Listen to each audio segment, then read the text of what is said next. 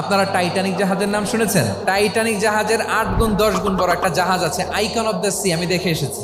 Royal Caribbean দেখে এসেছি। সাগরের সামনে জেটিতে যখন দাঁড়ালাম, জাহাজটা যখন যায়, আমার মনে হচ্ছে একটা শহর, পুরো একটা শহর মনে হয় পানির উপর দিয়ে ভেসে যাচ্ছে। পড়েন সুবহানাল্লাহ। এই যে আইকন অফ দ্য সি, এই জাহাজটা, এটার ভেতরে স্টেডিয়াম আছে, সুইমিং পুল আছে, রেস্টুরেন্ট আছে, 3000 4000 রুম বিশিষ্ট, কক্ষ বিশিষ্ট হোটেল আছে।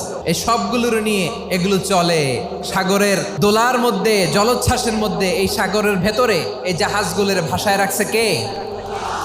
এই যে বাংলাদেশে যে গাড়িগুলো চালান, বেশিরভাগ গাড়ি আসে কিন্তু জাপান থেকে। হাজার হাজার গাড়ি একটা জাহাজ বহন করতে পারে। সূরাত বনী ইসরাঈলের এই চমৎকার আয়াতের ভেতরে আল্লাহ তাআলা বেসিকলি মানব জাতির প্রতি তার 4টি স্পেশাল অনুগ্রহের কথা বলেছেন। 2 নম্বর অংশে আল্লাহ তাআলা বললেন, ওয়া হামালনাহুম ফিল বাররি ওয়াল বাহর, স্থলে এবং সমুদ্রে আমি তাদের জন্য চলাচলের বাহন দিয়েছি। সুবহানাল্লাহ।